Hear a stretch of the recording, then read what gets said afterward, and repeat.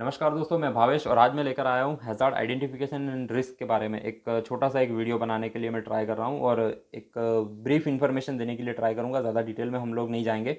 Basically आप चाहे fire department में काम कर रहे हो या सेफ्टी डिपार्टमेंट में काम कर रहे हो, हैज़ार्ड एंड रिस्क ये दो ऐसे वर्ड है जिसके बारे में कंसेप्ट आपको हमेशा 100% क्लियर होना ही चाहिए कि what are the hazard and what are the associated risk. अगर इस दोनों के बीच में अगर कन्फ्यूज़न है तो definitely it is going to be worst condition for you.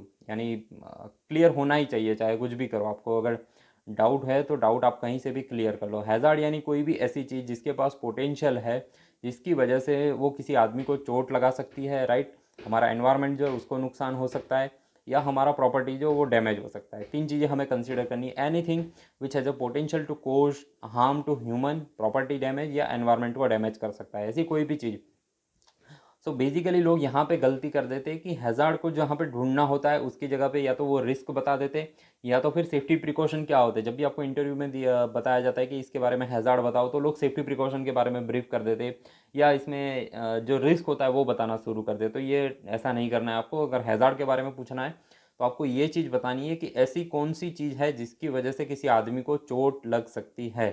एक सिंपल मान लीजिए, जैसे कि एक एग्जांपल आपको दिया है कि कोई बंदा है, वो कहीं बिल्डिंग के ऊपर खड़ा है और कुछ एक्टिविटी कर रहा है, मे बी ग्राइंडिंग मशीन चला रहा है। मान लीजिए एक बिल्डिंग है, बिल्डिंग का जो किनारी होता है फ्लोर का, राइट, वो फ्लोर के बाहर एक सलिया निकला हुआ है। रिसेंटली कंस्ट्रक्शन हुआ है तो उसका जो सलिया होता है सेंटिंग का, वो बाहर निकला है और उसको एक टास्क दिया गया है कि वहाँ पे उसको ग्राइंडिंग मशीन जो होता है, एंगल ग्राइंडर जो होता है, उसका यूज़ करके वो सलिए को काटना है। सो ये एक्टिविटी में क्या क्या हैज़ार्ड हो सकते हैं, तो आपको ये चीज़ देखना है कि ये जब ये पर्टिकुलर बंदा वहाँ पे काम करने के लिए जाएगा, सो ऐसी कौन सी चीज़ है जिसकी वजह से इसको चोट लग सकती है। जब आपको इस चीज़ का जवाब मिल जाएगा तो वहाँ पे आप कर लेंगे हैज़ार्ड आइडेंटिफाई। फिर आता है कि उसको कितनी चोट लगेगी, यानी जो रिस्क होता है, रिस्क ये चीज़ बताता है कि उसको कितनी चोट लग सकती है, कितना ज़्यादा उसको नुकसान हो सकता है। सो उसको क्या होता है कि लाइक्लीहुड और सीवियरिटी दोनों का जब हम लोग मल्टीप्लिकेशन करते हैं तो जो रिजल्ट में जो हमें फिगर मिलता है उसको हम लोग रिस्क बोलते हैं, राइट ना। So risk is equal to likelihood into severity, यानी कितनी बार वो पर्टिकुलर एक्टिविटी हो रहा है, यानी हैज़ार्ड के साथ वो कांटेक्ट में आ रहा है, और हर बार जब भी वो आएगा तो उसको कितना नुकसान होगा। अगर एक एग्जांपल के तौर पे अगर मैं एक्सप्लेन करने का ट्राई करूँ तो मान लीजिए कि आप एक प्रैक्टिकल करना है, लेकिन ज़्यादा ऐसे वो रिस्क नहीं लेना है आपको, या एक्टिविटी करना नहीं है। जस्ट एज्यूम कीजिए कि आप साइकिल जो है उसको आप स्टैंड पे लगा दीजिए और उसका जो पैडल होता है, राइट ना, उसको आप घुमाइए, बहुत तेज़ी के साथ घुमाइए, और उसका जो पीछे वाला जो व्हील होता है, व्हील जो है उसका जो स्पॉक होता है, सलिया जो लगा हुआ था, उसको आप उंगली से टच करने के लिए ट्राई करेंगे तो आपको थोड़ा सा जो है वो लगेगा। अभी इसमें क्या हो रहा है, हैज़ार्ड ये है कि आपकी उंगली जो है, यानी रोटेटिंग व्हील जो है वो आपका हैज़ार्ड है, राइट ना। और आप जो उंगली डाल रहे हो वो आपका अनसेफ एक्ट हो गया। अभी unsafe act and unsafe condition के ऊपर हम लोग नहीं जा रहे, लेकिन हैज़ार्ड जो है वो आपका जो रोटेटिंग जो हो रहा है, राइट ना, उसकी वजह से आपको चोट लग सकती है। तो ये हैज़ार्ड हो गया। अभी आता है कि इसका लाइक्लीहुड कितना है और सीवियरिटी कितना है, यानी कितनी बार वो कॉन्टेक्ट में आ रहा है, पहली चीज़ ये। और सीवियरिटी यानी उसकी स्पीड इतनी ज़्यादा नहीं है कि जिसकी वजह से आपको बहुत ज़्यादा नुकसान हो। तो ये चीज़ हो गया। अभी वही सेम चीज़ आप दूसरे के एग्जांपल में कंसीडर कर लीजिए कि आप जब फैक्ट्री में जाते हैं, राइट ना, तो आपको बहुत सारे ऐसे मशीन देखने को मिलते हैं कि जो कंटिन्यूस ऐसे गोल घूमते रहते हैं। उसके ऊपर हम लोग एक कवर लगा के रखते हैं ताकि किसी आदमी जो है वो उसके टच में ना आ जाए।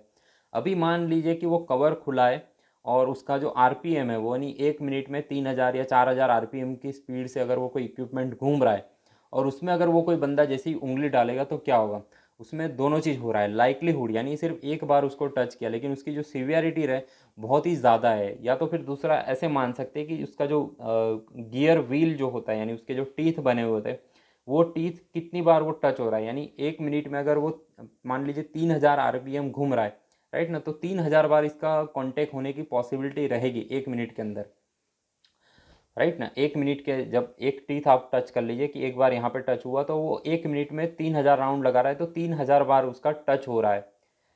तो ये उसका लाइक्लीहुड हो गया। और सीवियरिटी, उसके टीथ बहुत ज़्यादा डेंजरस है, बहुत ज़्यादा स्पीड है, राइट ना, उसकी वजह से उसकी उंगली जो है वो वहीं से कट जाएगी। तो ये दोनों केस में साइकिल का व्हील अगर आप टच कर रहे हो तो आपको थोड़ा सा पेन होगा, राइट ना, उसके लाइक शॉक जैसा आपको झटका छोटा सा लगेगा। तो ये हो गया लाइक्लीहुड इनटू सीवियरिटी। और दूसरा आपने मशीन का एग्जांपल ले लिया जिसका आरपीएम जो है वो बहुत ही ज़्यादा है, सो वहाँ पे उसका जो लाइक्लीहुड है यानी कांटेक्ट में आने के जो चांसेस है वो बहुत ही ज़्यादा है।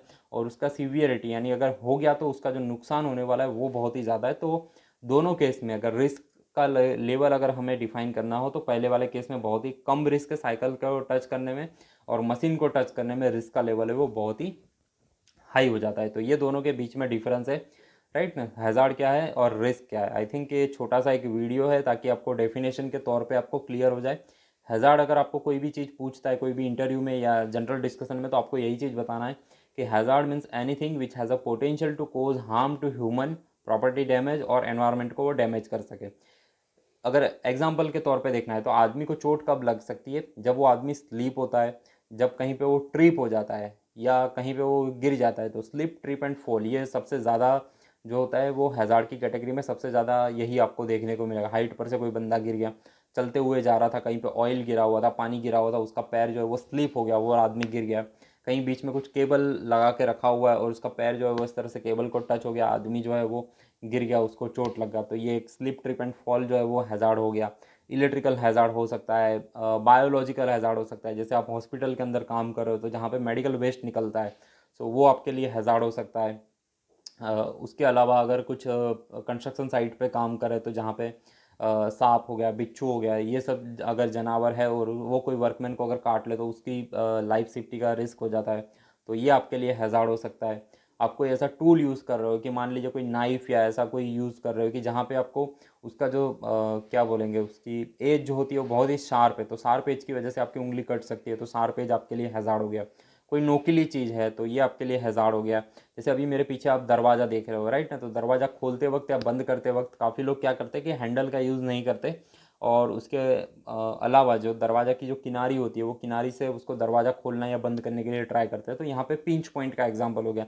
सो pinch point that is also hazard. तो हैज़ार्ड की अगर कैटेगरी हम लोग देखें तो बहुत सारे होते हैं, राइट ना। अगर फायर सर्विस की बात करें सो प्रेशर जो है वो हमारे लिए हैज़ार्ड है, फायर वो जो है वो खुद एक हैज़ार्ड है। और रिस्क यानी हमें कितना नुकसान हो सकता है, मे बी छोटा सा बर्न इंजरी हो सकता है, या तो फिर मोर देन अगर 90 डिग्री बर्न हो गया तो आदमी की जान भी जा सकती है। तो प्रॉपर्टी डैमेज होता है, एनवायरनमेंट जो धुआं निकलता है उसकी वजह से जो एनवायरनमेंट होता है उसको भी रिस्क होता है। तो ये सब चीज़ें जो है वो हमारे एनवायरनमेंट से रिलेटेड भी है एज वेल एज जो हमारा फायर का फील्ड है उससे भी रिलेटेड है। सो आई थिंक मैंने ये छोटा सा एक वीडियो में आपको ब्रीफ करने के लिए ट्राई किया है कि हैज़ार्ड क्या है और रिस्क क्या है। अगर और ज़्यादा डिटेल में जानकारी चाहिए तो डेफिनेटली आप मुझे कमेंट में लिखिए, I will try to make video on that also and will try to resolve your doubts and clarify. Okay, thank you.